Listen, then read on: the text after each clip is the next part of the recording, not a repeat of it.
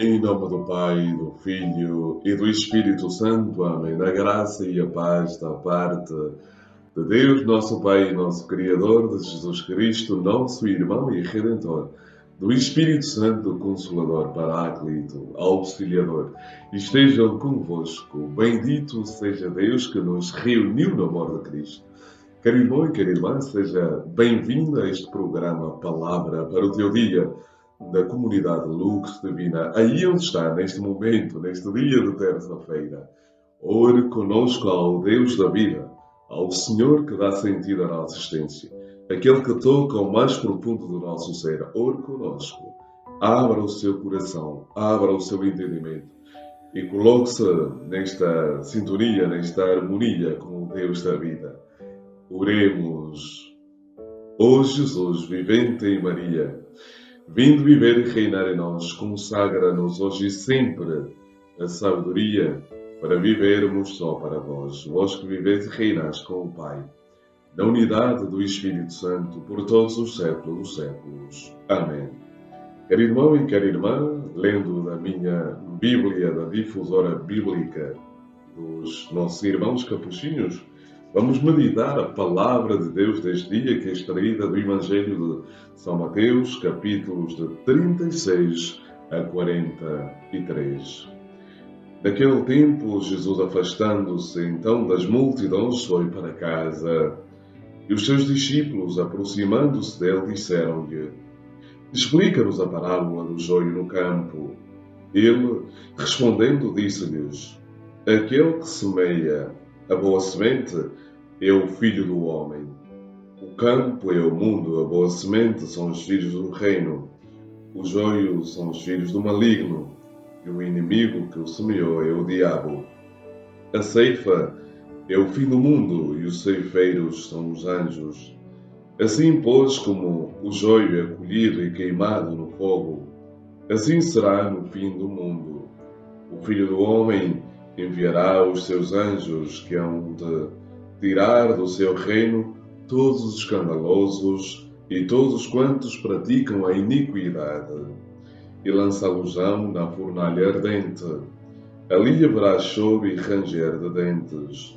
Então os justos resplandecerão como o sol no reino de seu Pai. Aquele que tem ouvidos, que ouça. Palavra da salvação. Glória a vós, Senhor. Por este santo Evangelho, perdoai-nos, Senhor. Caro irmão e cara irmã, eu acho que este capítulo 13 do Evangelho de São Mateus é realmente uma pérola.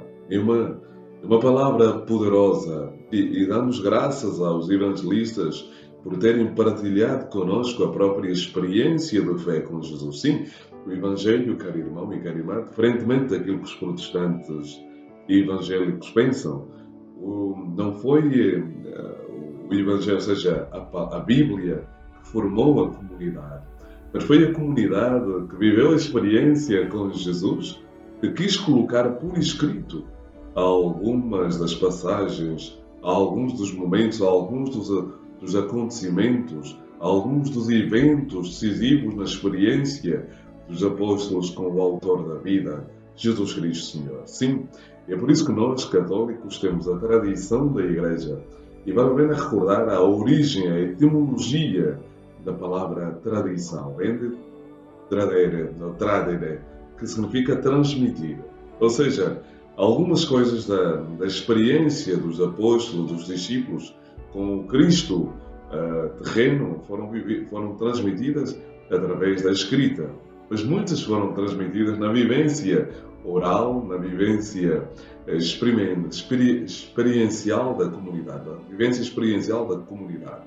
E por isso nós, ao longo de toda a tradição da Igreja, durante os mais de 2000 anos, diferentemente daquilo que é a realidade evangélica e protestante, que começa a existir a partir do ano 1520 e poucos, com Martinho Lutero, com a reforma de Lutero, sabemos que não têm a tradição, ou seja, é como filhos que não sabem a própria origem, são como filhos que não têm avós, não têm bisavós e que não têm uma árvore genealógica. Então, caríssimos irmãos e irmãs, continuando esta reflexão, quero dar graças a cada um dos discípulos e apóstolos de Jesus que transmitiram este depósito da fé, como dizem os teólogos da teologia fundamental. Tive dois grandes, alguns professores de teologia fundamental. A minha teologia, a primeira parte foi feita na Universidade Católica, os 2 primeiros anos, e depois terminei em Roma. Então, recordar o atual, Dom Nuno Brás, recordando esta obra que utilizamos em teologia, com Dom Nuno Brás, na altura, Nuno Brás, ou seja, o professor Nuno Brás, reitor de Seminários Olivares. Mas também recordar o professor Armando Mateo, que tive em Roma, dentro do âmbito da teologia fundamental. E ainda dentro da teologia fundamental na Católica, recordar o padre Domingos Terra, que também tive como parte desta teologia fundamental. Mas voltemos ao nosso tema. Ou seja, dentro desta leitura rica, muito linda, do capítulo 13, Jesus, tomando a ideia da semente, volta aqui.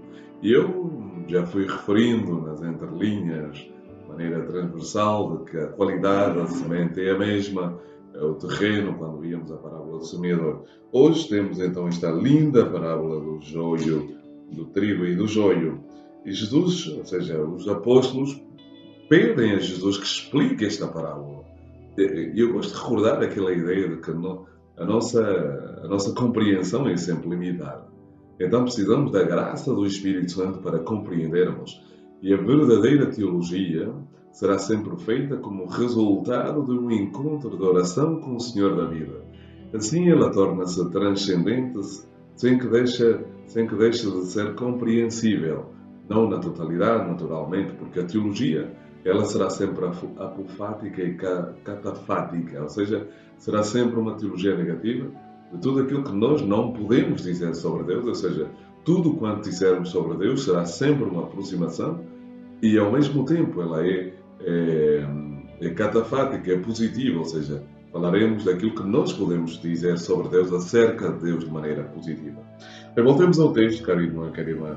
Este capítulo 13 é realmente uma grande pérola e é bom que nós possamos experimentar certas coisas que Jesus explica nesse texto. Primeiro, a realidade do fim do mundo. É importante percebermos isso. Eu não sei o que você vai ouvir hoje na homilia ou na reflexão que vai ouvir, mas esse texto é um texto escatológico. É um texto sobre o fim último do homem. É um texto sobre aquilo que vai acontecer na plenitude dos tempos. Haverá o julgamento, haverá o inferno, haverá o paraíso, haverá. E Jesus deixa perceber literalmente isso nesta parábola, aproximando-se, e eles pedem a explicação da parábola. Jesus então diz: aquele que semeia a boa semente é o Filho do Homem. Ou seja, é Jesus que semeia a boa semente. A semente é a palavra de Deus que é semeada no nosso coração. Ela leva o ser humano a viver e a estar nesta intimidade com o autor da vida, com o Deus da vida, Jesus Cristo Senhor. O campo é o mundo, caro irmão e cara irmã. No mundo jogam-se duas forças antagónicas, Deus e o demónio. Não é que sejam duas forças simétricas, ou seja, iguais. Não por nada. A força do demónio não é igual à força de Deus. Mas o demónio, Deus permitiu, entre aspas, não sei como explicar de maneira correta para que não caia numa heresia, mas neste mundo a ação do demónio é permitida. É permitida, ou seja, Deus age, mas o demónio também tem, porque ele foi expulso do paraíso, segundo a palavra do Senhor, ele foi expulso do céu. E ele e os seus anjos estão aqui presentes nesta terra. E você podia dizer, mas não o vejo. Tu também não vês o ar, tu também não vês o amor, tu também não vês a dor de cabeça e a sentes. Tu não vês as ideias e elas existem. Portanto, é isso que Jesus nos quer dizer. Neste mundo, acontece a decisão, é aqui onde acontece a decisão daquilo que será o nosso futuro eterno. A vida com Deus ou a vida sem Deus. E segue o campo. A boa semente aos filhos do reino, ou seja, todo aquele que acolhe a palavra do Senhor, todo aquele que acolhe a mensagem de Jesus, recebe a boa semente dentro do si. É, os joios são os filhos do maligno. Portanto, toda a ação perversa, todo o mal que se perpetua nesta terra, toda a ação diabólica, eh, toda a maldade é consequência da presença do maligno, do demónio, aquele que pretende perder os filhos dos homens. No Evangelho de São João, no capítulo 10, Jesus diz: o demónio vem para destruir, roubar e matar. Portanto, é isso que ele faz com os filhos, com aqueles que, com as criaturas de Deus.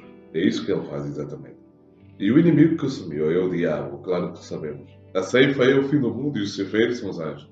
Termino esta reflexão chamando a tua atenção neste mundo e nessa realidade em que vivemos e assistimos nestes dias à profanação do nome de Jesus, à profanação da Sagrada Eucaristia, com os Jogos Olímpicos em França. Eu convido e apelo a todos os cristãos católicos e não católicos, a todos os cristãos que me ouvem, a boicotarem os Jogos Olímpicos, a não assistirem, a não ligarem a televisão para ver os Jogos Olímpicos.